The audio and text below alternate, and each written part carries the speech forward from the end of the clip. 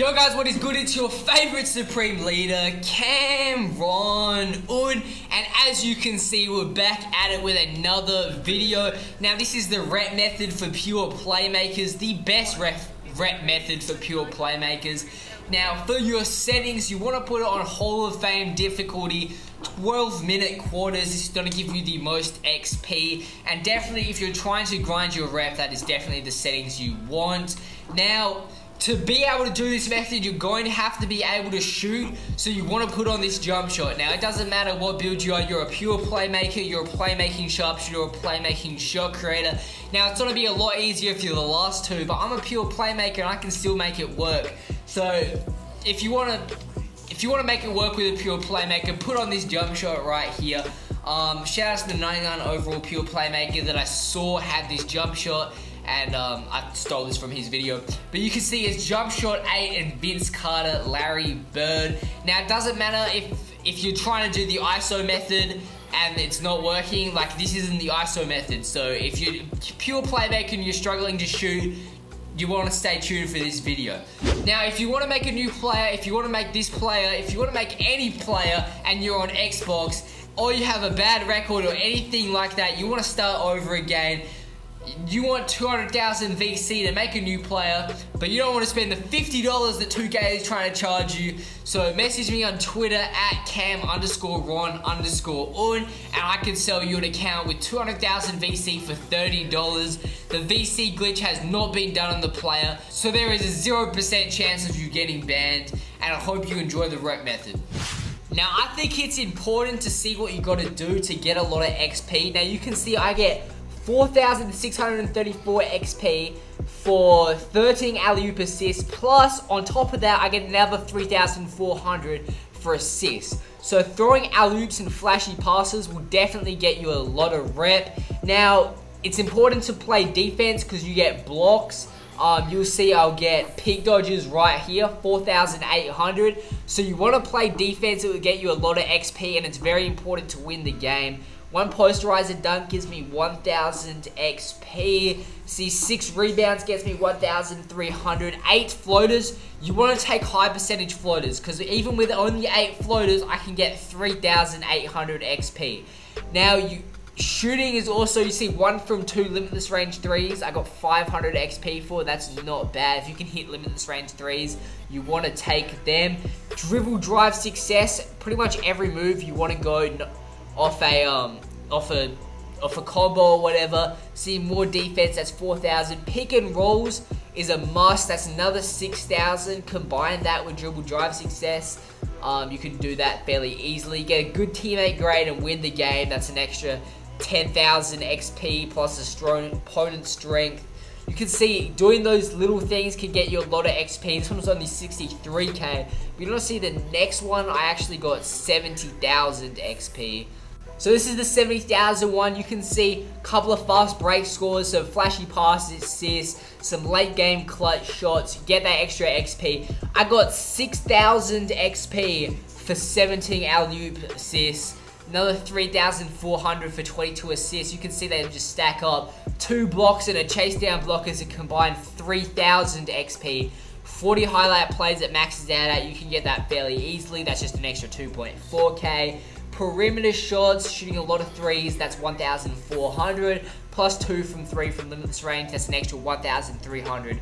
So that's 2,700 XP from shooting. You can see some pick dodges, playing some defense, some poke ball looses, 775 from 2, some rebounds, and then floaters. I got 6,000 XP from hitting some floaters. As a pure playmaker, that makes up for my limited ability to shoot. That's some 50-50 plays, more defense, that's an extra 1,000. Fill the takeover meter a few times, 1,500. Some acrobatic layups just to mix it up, because, you know, when you try and take a bailout layup instead of a floater, doesn't matter how many you miss. It's 45 dribble drive success, that's 10,000 XP there, easy to get. Some more defense, 25 pick and roll, 6,000. Good teammate grade, 6,000. Win bonus, 6,000. Opponent strength, 3,000. You can see you can stack up things very easily just by playing the game. Now it's 71,000 XP. That's probably my best game. As a pure playmaker, it's fairly difficult because you can't shoot the limitless range threes that effectively, and you can see that got my bar up quite a bit. Okay, so let's get into the method. You can see my settings, my jump shot, and everything that I'm using. Now, you want to just call for a screen, do this little move right here. If you want to learn how to do that, all you got to do is go watch my how to break ankle videos. I'll put a little card in the top right corner of the screen if you don't know how to do it. And just shoot off that, break the ankles, make sure they hit the screen. So while you're doing that, you're going to get dribble drive success, you're going to get a perimeter shot, and you're going to get a pick and roll success. So you're getting 3 things in one play. If you go from limitless, then you get an extra limitless range 3. It's a very good move because you get the ankle breaker, so you get wide open, that gives you a boost. The pick and roll gives you a boost. And there's a lot of combos that you can do out of that. Now, eventually, when you're doing them, you're hitting them wide open, they're going to start to guard you. They're going to start to play up off the screen. Now, I was originally calling for JaVale McGee for the screen, but I would now, with a more educated opinion, I would try get a slasher or someone to try set the screen for you. Now, you can see I'm just greening all of these. Shooting 60%, not bad. They're not playing up on me yet, but depends how many times you've done this. This is the first game where I shot a lot of threes in my Playmaker, so they weren't guarding me straight away. Eventually, once you're doing this a few times, they're going to start guarding you straight away. Now, even if you can't shoot that high percentage, you want to keep shooting them, because I'm not getting much XP for that, but that's not what's important. What's important is how they begin to guard me. Because once they start to guard me up here, it becomes very, very easy. See, I get JaVale McGee to set me the screen again.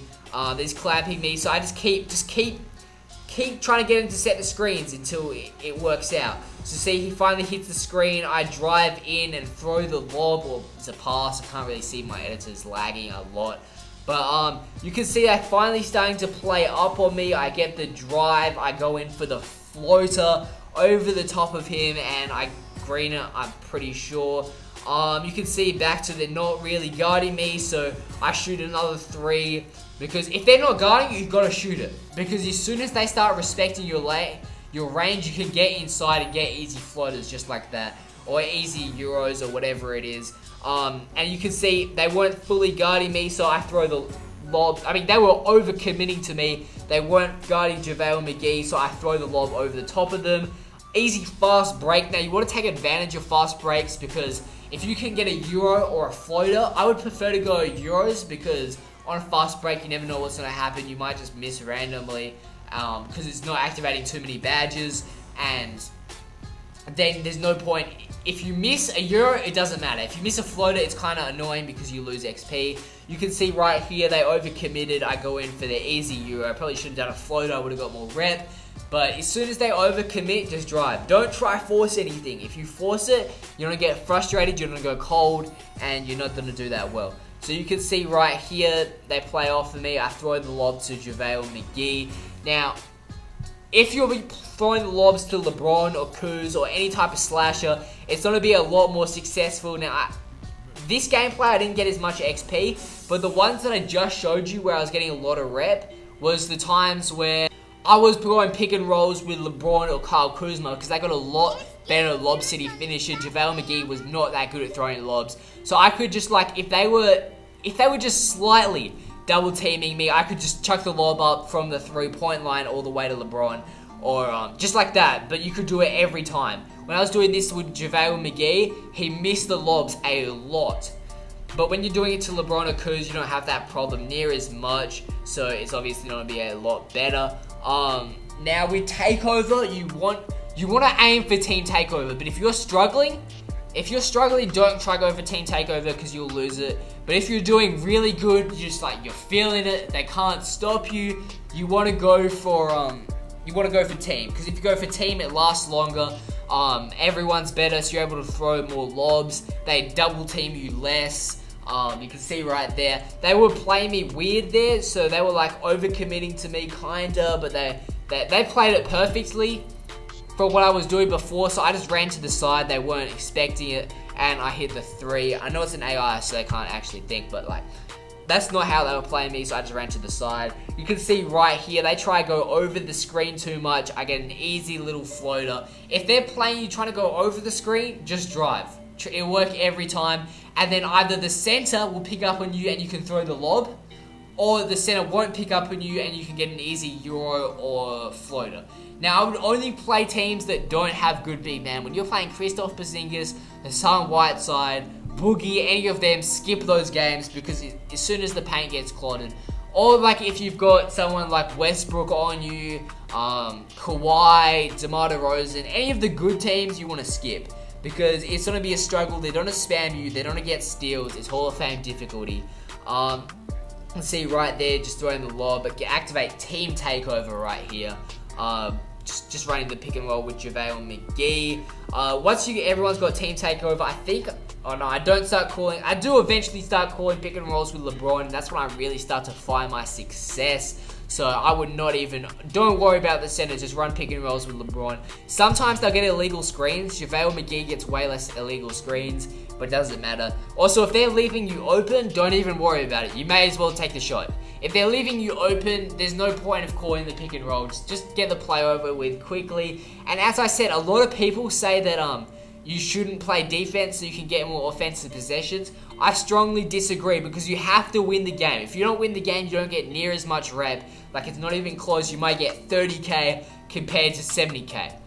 Now, another thing is in these last couple of minutes, you want to go off. Now, a lot of the time, that's not going to be possible. They're going to be double teaming you. You'll get some easy lobs, just like this right here, if I've scored a lot of points.